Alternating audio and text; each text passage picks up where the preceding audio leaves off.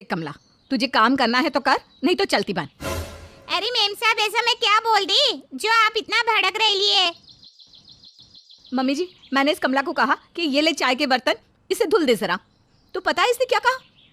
कहती है आप एक एक करके बर्तन लाओगी तो क्या मैं सारा दिन यहाँ बर्तन घिसूंगी? रख दो, अब मैं कल ही धोऊंगी। अरे मेम साहब, अब काहे को बात का पतंगड़ बना रही है? मैं कब बोली ये सब? मैं तो बस ये बोली कि मेरे को लेट हो रहा है मेम साहब, अब मैं बाकी बर्तन कल धो दूंगी। तू ना ज्यादा जुबान मत चला, मैं खूब समझती हूँ तू क्या कह रही थी। अरे बहू छोड़ ना, जाने दे इसे। तू जा कमला, मैं कविता से बात करती हूँ, कल समय से आ जाइयो। हाँ ठीक है मेम साहब। कमला की जाने के बाद, अरे बहू ये क्या तरीका हुआ? मैं खूब जानती हूँ तुम्हारी आदत, छोटी छोटी बातों का बतंगड़ बना देती हो। अरे कमला ने सच में काम छोड़ दिया ना तो बर्तन घिसते घिसते तुम्हारे होश ठिकाने लग जाएंगे। देखो तो क्या जमाना आ गया है, काम वाले के सामने बहू की तो इस घर में कोई औकात ही नहीं है। कविता रोते हुए अपने कमरे में पहुंच जाती है। अरे कविता, क्या बात होगी? तुम रो क्यों रही हो? रो नहीं तो क्या नाचू? आप ही बताओ, मुझे ब्याह कर इस घर में किस लिए लाए थे आप? इसी दिन के लिए? मैं अपना घर परिवार छोड़कर यहाँ आपके साथ बसी थी कि कल को आपकी मम्मी मुझे बेइज्जत करे। अरे बताओगी भी क्या हुआ है? आपकी माता जी का कहना है कि नौकरानी उनके लिए मुझसे ज्यादा इम्पोर्टेंट है। कहती है मुझे जहाँ जाना हो मैं जाऊँ, लेकिन काम वाली कहीं नहीं जाएगी। अरे ये कैसी बात कर रही हो तुम? मम्मी ऐसा कह ही नहीं सकती। तो क्या मैं झूठ बोल रही हूँ? तुम्हारा मतलब क्या है कि तुम्हारी मम्मी बड़ी दूध की धुली है और मैं बिना बात के सबसे झगड़ा मोल लेती घूमती हूँ? अरे बाबा, मैंने ऐसा कब कहा? तुम तिल का ताड़ क्यों बना रही हो? हाँ, मैं ही सबसे ज्यादा बुरी हूँ, जिसको देखो मेरे ही पीछे पड़ा रहता है। पता नहीं मैंने सबका क्या बिगाड़ा है। कविता, मालती की बड़ी बहू, छोटी बहू नमिता के अलावा उसके दोनों बेटे भी इस बात से अच्छी तरह वाकिफ थे कि कविता में राय का पहाड़ बनाने की बहुत बुरी आदत है। छोटी छोटी बातों को तुल देकर वो बात का बतंगड़ बनाकर अक्सर घर में हंगामा खड़ा कर देती थी। कविता की देवरानी नमिता अपने मायके गई हुई थी। एक दिन शाम के समय चाय के लिए पूछने कविता देवर नमन के कमरे में जाती है। अरे दीपिका, तुम जैसे समझ रही हो वैसी कोई बात नहीं है। अरे नहीं बाबा, नमिता को कुछ पता नहीं चलेगा, तुम चिंता मत करो। जब तक नमिता अपने मायके में है हमें डरने की कोई ज़रूरत नहीं है, हम दोनों बड़े आराम से सब कर सकते हैं। देवर नमन को फोन पर किसी अनजान लड़की से हंस हंस कर बातें करते हुए देख कविता छिपकर उनकी बातें सुनने लगती है। देवर की बातें सुनने के बाद कविता के दिमाग में शक की सुई घूमने लगी थी। अच्छा, तो ये खेल चल रहा है नमिता के पीठ पीछे। ठीक है भाई, नई नई शादी है, अब नई शादी में पति को छोड़कर एक एक महीना मायके में बिताओगी तो पति को तो छूट मिलेगी ही ना यहाँ वहाँ घूमने की। अब गलती की है तो भुगते, मुझे क्या। जब से कविता ने देवर नमन को फोन पर दीपिका नाम की लड़की से बातें करते हुए सुना था, उसका ध्यान अब अक्सर नमन के ऊपर ही रहता। नमन भी अक्सर मुस्कुराते हुए फोन में किसी से चैट करता रहता। 2 दिन बाद नमिता का फोन कविता के पास आता है। भाभी, मैं कल आ रही हूँ, मुझे छोड़ने के लिए मेरे पापा भी साथ में आएंगी। अच्छा, आपको बरेली से कुछ मंगवाना हो तो बता दो, मैं ला दूंगी। नहीं, मुझे कुछ नहीं मंगवाना, आ जाओ तुम आराम से। अगले दिन नमिता अपने पापा के साथ ससुराल आ जाती है। कविता नमिता के पापा के लिए नाश्ता लगाने के बाद उनके साथ बैठकर बातें करने लगती है। नमिता, नई नई शादी की बात और थी, अब कोशिश करो कि ऐसे एक एक महीने के लिए मायके ना ही जाओ तो अच्छा होगा। आप ऐसे क्यों कह रही है भाभी, कोई बात है क्या? नमिता, बात तो ऐसी है कि अगर तुम्हें सच्चाई का पता लग गया ना तो तुम्हारे पैरों के नीचे से जमीन खिसक जाएगी। ऐसी क्या बात है भाभी, खुलकर बताइए ना, मैं समझ नहीं पा रही हूँ। तुम 1 महीने से अपने मायके में हो, तुम्हें कुछ होश भी है? तुम्हारा पति कहाँ है, क्या कर रहा है? क्यों, क्या हुआ नमन को? नमन से तो मेरी रोज ही बात होती थी, अभी कुछ दिन पहले ही तो बात हुई है, ऑफिस से आते ही होंगे। पर आप बताइए भाभी, हुआ क्या है? देखो नमिता, मैं जो भी कह रही हूँ तुम्हारी भलाई के लिए कह रही हूँ। चाचा जी, सच्ची बात तो यह है कि गलत बात ना मुझसे बिल्कुल भी बर्दाश्त ना होवे, इसलिए इस बात को मैं इग्नोर नहीं कर पा रही हूँ। अरे बेटा, क्या बात है, खुलकर बताओ, अब तो मुझे भी घबराहट होने लगी है। अंकल जी, पिछले कुछ दिनों से मैं देख रही हूँ कि नमन के हाव भाव कुछ बदले बदले से है। वो दीपिका नाम की किसी लड़की से फ़ोन पर बातें करता रहता है और देर रात तक फ़ोन पर चैटिंग भी करता है। मुझे तो ऐसा लगता है कि अब आपको नमन और नमिता को एक दूसरे के साथ समय बिताने का मौका देना चाहिए। हो सके तो नमिता को कम से कम ही मायके बुलाइए ताकि वो नमन के साथ समय बिताए और अपनी घर गृहस्थी पर ध्यान दे। वो सब तो ठीक है बेटा, लेकिन हमें कहाँ पता था कि नमन जी मेरे बेटे के साथ ऐसा करेंगे। नमन जी से हमें ऐसी उम्मीद तो बिल्कुल भी नहीं थी। हमने उन्हें क्या समझा था और वे क्या निकले। कहीं आप इनके ऑफिस में काम करने वाली दीपिका के बारे में तो बात नहीं करी है ना भाभी? उस दीपिका को तो मैं जानती हूँ, नमन ने ही मुझे उससे मिलवाया है। लेकिन दीपिका और नमन के बीच में ऐसा कुछ होगा, मैं कभी सपने में भी नहीं सोच सकती थी। देखो नमिता, मेरा काम था तुम्हें सावधान करना। अब आगे तुम जानो, तुम्हारे पापा जाने। अपने घर गृहस्थी को संभाल सकती हो तो संभाल लो। कविता की बात सुनकर नमिता और उसके पापा के तो होश ही उड़ गए थे। अब तो नमिता को बस नमन के ऑफिस से वापस आने का इंतजार था ताकि उसे सारे सवालों के जवाब मिल सके। कुछ देर बाद नमन खुशी खुशी घर में घुसता है। क्या बात है, चेहरे पर बड़ी चमक आ रही है? किसी से मिलकर आ रहे हो क्या? कैसी बात कर रही हो नमिता? अरे 1 महीने बाद तुम अपने मायके से वापस आई हो, मेरे चेहरे पर चमक तो आएगी। ज्यादा झूठा दिखावा करने की जरूरत नहीं है नमन, मुझे सब पता चल गया है। अरे बाबा, ऐसा तुम्हें क्या पता चल गया? क्या आती तुम राशन पानी लेकर मेरे ऊपर चढ़ गई? मुझे तो सब पता ही है। तुम्हारे लिए बेहतर ये होगा कि तुम अपने मुंह से सब कुछ स्वीकार कर लो। अरे बाबा, मुझे पता तो है क्या बात है, तभी तो मैं अपने मुंह से स्वीकार करूंगा। कविता भाभी इधर आइए। कविता भाभी को क्यों बुला रही हो? ये सब क्या माजरा है? मुझे कुछ समझ में नहीं आ रहा। देखो नमन, मैंने तुम्हारे बारे में सब कुछ सच सच बता दिया है। तुम भी अपनी भूल स्वीकार कर लो और नमिता से माफी मांग लो। अरे भाभी, मुझसे भूल हुई है क्या? मुझे पता तो चले कुछ। आखिर ऐसा क्या बता दिया आपने नमिता को? वाह देवर जी वाह, बातों को गोल गोल घुमाने वाले तो मैंने बहुत देखे, लेकिन आपके जैसा भोली शक्ल बनाकर बाहर चक्कर चलाने वाला आदमी पहली बार देख रही हूँ मैं। भाभी, ये क्या कह रही हो? मेरा किसके साथ चक्कर चल रहा है? अच्छा, सच सच बताइए, दीपिका कौन है? अरे दामाद जी, आप हमारी बेटी के साथ इतना बड़ा धोखा करेंगे, ये बात हम कभी सोच भी नहीं सकते थे। हम तो सारी दुनिया में सीना चौड़ा करके घूमते हैं कि हमारे दामाद जैसा किसी का दामाद हो ही नहीं सकता, और एक आप है जो इतना बड़ा गुल खिलाए बैठे हैं। अरे पापा जी, आप रुकिए तो। मैंने ऐसा कुछ नहीं किया जैसा आप समझ रहे हैं। मैंने तुम्हारी और दीपिका की सारी बातें सुन ली थी और वो सारी बातें मैंने नमिता को बता दी है। हे भगवान, आपने यही सुना था ना कि मैं दीपिका से कह रहा था कि जब तक नमिता अपने मायके में है हमें डरने की कोई ज़रूरत नहीं है, नमिता को कुछ पता नहीं चलेगा। आपको पता भी है कि हम लोग क्या बात कर रहे थे? नमिता अपने मायके से आज इसीलिए लौट कर आई है क्योंकि 2 दिन बाद हमारी शादी की सालगिरह है। मैं अपनी फ्रेंड दीपिका के साथ मिलकर हमारी शादी की सालगिरह के लिए एक सरप्राइज पार्टी प्लान कर रहा था। मैं और दीपिका पिछले 10-12 दिन से उसी के बारे में बात कर रहे हैं। बिना कुछ भी जाने समझे भाभी, आपने बात का बतंगड़ बना दिया। और तो और आपने नमिता के पापा को भी इन सब में शामिल कर लिया। अरे इतना बड़ा राय का पहाड़ बनाने से पहले आपको एक बार मुझसे पूछ तो लेना था। नमिता देखो, तुम ना नमन की बातों में मत आना, ये अभी भी झूठ बोल रहा है। मैंने जो कहा बिल्कुल सच है। अच्छा आप रुकिए, मैं अभी दीपिका को आपके सामने ही फ़ोन करता हूँ। दीपिका, तुम मेरी एनिवर्सरी पार्टी में आ रही हो ना? अरे क्यों नहीं आऊंगी, पिछले 1 महीने से पार्टी की तैयारी के लिए तुम मुझसे इतनी मेहनत करवा रहा है, तो मेरा तो पार्टी अटेंड करना बनता ही है। अब किसी को कुछ कहना है या हो गई तसल्ली? मुझे माफ कर दो नमन, मैं भाभी की बातों में आ गई थी। अरे कविता बेटा, तिल का ताड़ बनाने से पहले तुम्हें कम से कम एक बार अच्छे से चेक तो कर लेना चाहिए था। आज तुम्हारी वजह से हम भी दामाद जी की नज़रों में गिर गए। मुझे माफ़ कर दो नमन, मुझे क्या पता था कि तुम पार्टी प्लान कर रहे हो। अरे 1000 बार कहा है इस नालायक से कि मुंह खोलने से पहले सोच लिया कर, लेकिन ये तो जब भी मुंह खोलती है आग ही बरसाती है। सॉरी मम्मी जी, आगे से मैं किसी से कुछ भी नहीं कहूँगी। राई का पहाड़ बनाते बनाते बेचारी कविता खुद पहाड़ के नीचे दब गई थी, और उस दिन के बाद कविता की बातों को बढ़ा चढ़ाकर बोलने की आदत भी छूट गई। ये रोज ब्यूटी पार्लर जाने का क्या सीन है तुम्हारा? मुझे तो समझ में ही नहीं आता।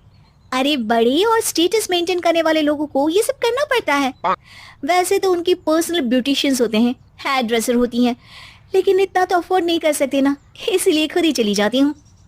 अरे कल से तुम कीटो डाइट पे जाओगी, मुझे भी भूखा मारोगी, फिर जिम का भूत चढ़ेगा, मुझे भी कसरत करवा के मार डालोगी। अरे वाह, ये तो अच्छा आइडिया है, मैंने तो सोचा ही नहीं था। ये रोज का हिसाब था।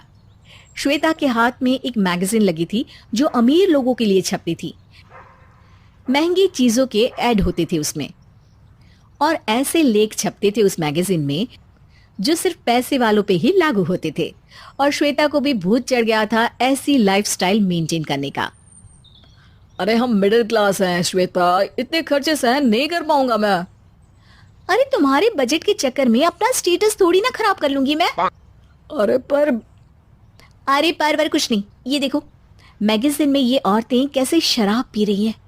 मैंने यूट्यूब पे देखा, औरतें शराब पीकर भी अपनी हाई क्लास को मेंटेन करती है। अरे यार, हर चीज की नकल मत करो तुम ना मुझसे जलते हो। तुम कोई माचिस हो जो मैं तुमसे जलूंगा?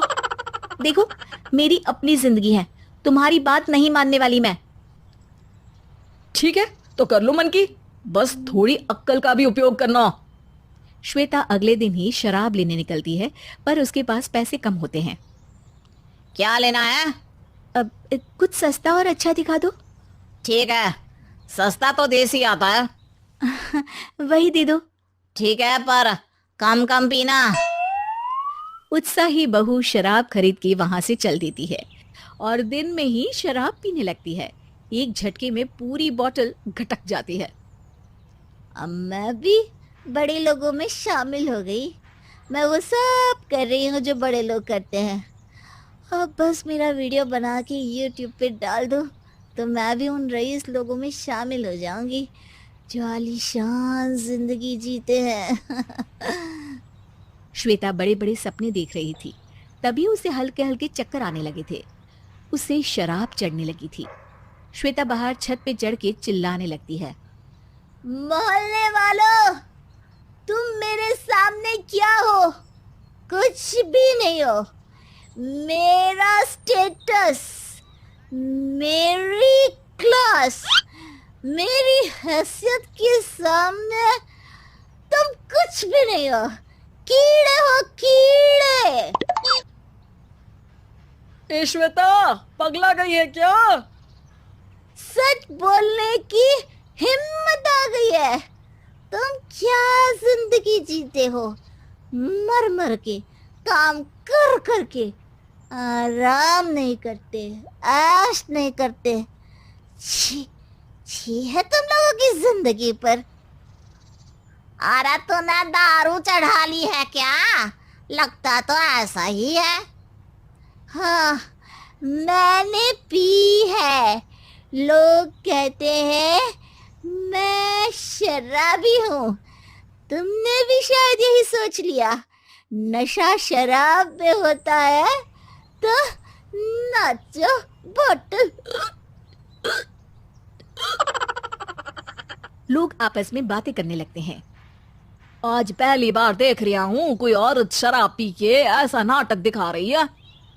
अरे औरत चांद पे पहुंच गई है। हम किसी से कम नहीं।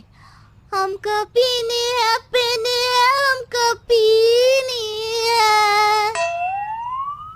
दीदी, शराब के गाने गा रही हो तो 4 बोतल वोडका भी गाओ ना। हे बच्चे, घर में जा, बिगड़ जाएगा तू। जा। हाँ हाँ, बच्चे को तो समझा रही है, खुद भी तो समझ ले। श्वेता का नाटक देख के मोहल्ले का कोई आदमी श्वेता के पति रोशन को फोन करके बुला लेता है। वो ऑफिस से जल्दी में घर के लिए निकलता है। श्वेता का नशा जोरों पर था। वो किसी की बात नहीं मान रही थी। झूम बराबर झूम। अरे क्या मोहल्ले का नाम खराब करवाएगी? मोहल्ले का नाम वैसे ही खराब है। मामू नगर। अरे ये भी कोई नाम होता है? मामू नगर। कोई सारे मोहल्ले को मामू बना गया। अरे श्वेता, नीचे उतर जा और आराम कर। जब तेरी दारू उतरेगी तब बात करेंगे। ए, अभी डरता है क्या अंकल? डरता है क्या? Are you scared uncle? अरे बोलना। अरे बेटा, बदतमीजी बंद कर वरना पुलिस को बुला लूंगी। आंटी पुलिस बुला लेगी, आंटी पुलिस बुला लेगी, फिर भी दारू यूं ही चलेगी।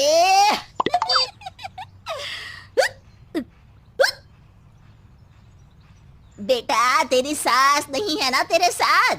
वो होती तो थोड़ी अकल आती। सास सास सास, तुम बुढ़िया लोग सास बन के अपनी बहुओं को जूती के नीचे रखती हो। अरे रुक रुक, अभी ऊपर आती हूँ, बताती हूँ तुझे। खा खा के हो गई है भारी, आएगी आएगी अब आंटी की बारी। आंटी नंबर 1, आंटी नंबर 1 भूखड़, आंटी नंबर 1 भूखड़, आंटी नंबर 1। अरे अब तो आना ही पड़ेगा, मेरी बेइज्जती करती है। ओह तुम हो तो आंटी, मैं आती हूँ। आज भुक्खड़ का नकड़ पे ढा धक्कड़ होगा। आजा आजा, देख लूंगी तुझे भी। क्यों, वहां से नहीं देख रही हो क्या? श्वेता नीचे उतरती है और लड़खड़ाते हुए आंटी की तरफ बढ़ती है। इतने में रोशन वहां आ जाता है। श्वेता ठीक से चल भी नहीं पाती और लड़खड़ा के गटर में गिर जाती है।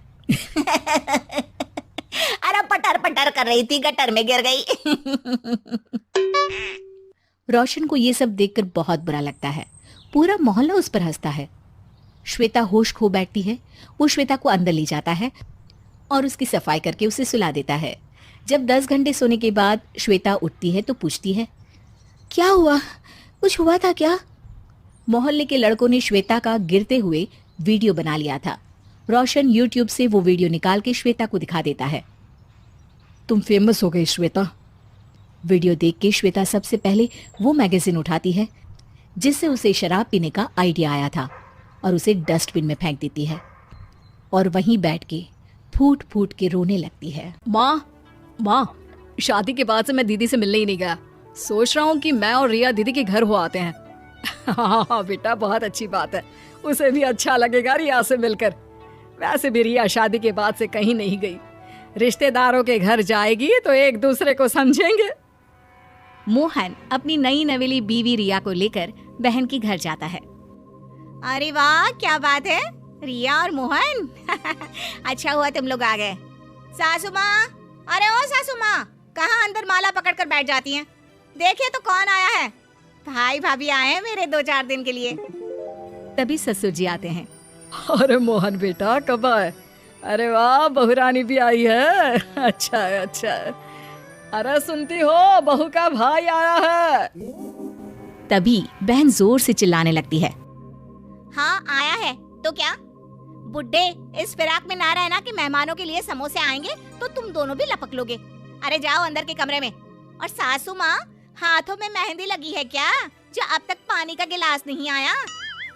मोहन और रिया बहन सुनैना की बात से बहुत दुखी हो जाते हैं। दीदी मैं छोटी हूँ और मेरा बोलना अच्छा नहीं लगता, लेकिन प्लीज आप ऐसे बात ना करें। जीजा जी आपको कुछ कहते नहीं है क्या? आप उनके माता पिता से ऐसे बात करती हैं तो। ओ प्लीज रिया, छोटी हो, छोटी बनकर रहो। और तुम तो बहुत किस्मत वाली हो जो तुम्हें मेरे माता पिता जैसे सास ससुर मिले हैं। अरे ऐसे मिले होते ना जैसे मेरे सास ससुर हैं, तब पता चलता तुम्हें।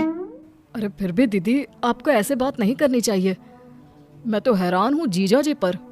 सभी बात कर रहे होते हैं कि सास पानी का ग्लास लेकर आ जाती है, लेकिन जैसे ही वो ग्लास टेबल पर रखती है, हाथ कांप जाता है और ग्लास गिर जाता है।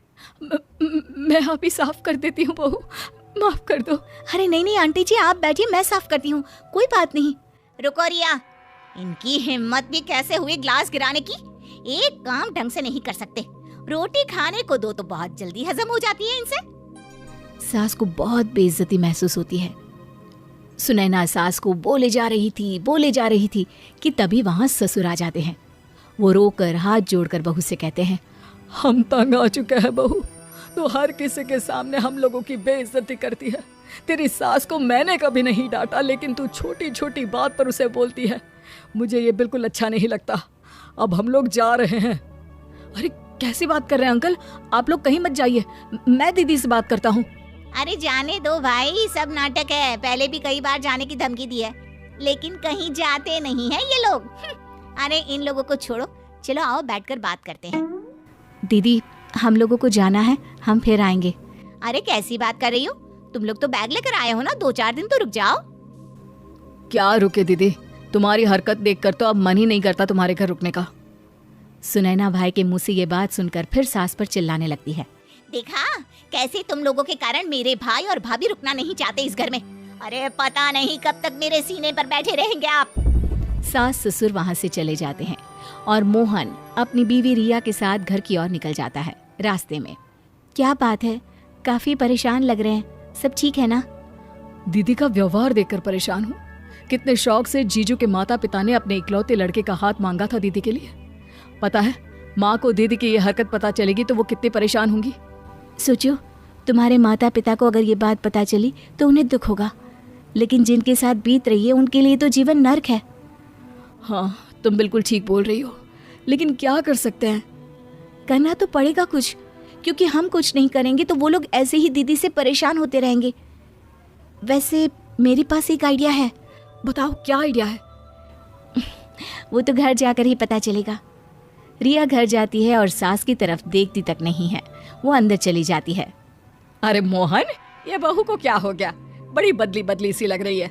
इसको बोलो इस घर के संस्कार ऐसे नहीं है। यहाँ रहना है तो प्यार से मिलजुल कर रहना होगा। माँ, घर के संस्कार से याद आया, दीदी ने तो सास ससुर के नाक में दम कर रखा है। अब समझाती क्यों नहीं उन्हें कि वो उन लोगों की इज्जत करे, उन लोगों से तमीज से पेश आए। मोहन को लगता है कि शायद माँ ये सुनकर दुखी हो जाएंगी, लेकिन उल्टे उसकी माँ कहती है, अरे सब पता है मुझे वहाँ क्या चल रहा है। एक एक बात बताकर चलती है वो मुझे। अरे कहा है कि इज्जत करना उन लोगों को, बड़े पागल है वो लोग। पता है, घर बहू के नाम कर दिया है। अब वो पूरी कोठी सुनैना की ही तो है। हाँ माँ, ये मुझे पता है। उनके ससुर ने कहा था कि हम लोगों की बेटी नहीं, लेकिन बहू के रूप में हमें बेटी मिली है तो घर उसके नाम कर देंगे। लेकिन इसमें क्या गलत कर दिया उन्होंने? अरे कैसी बात कर रहे हो बेटा, गलती नहीं की, बहू को सब दे दिया। अब क्या चाहिए उसे जिसके लिए वो उन लोगों को पूछे।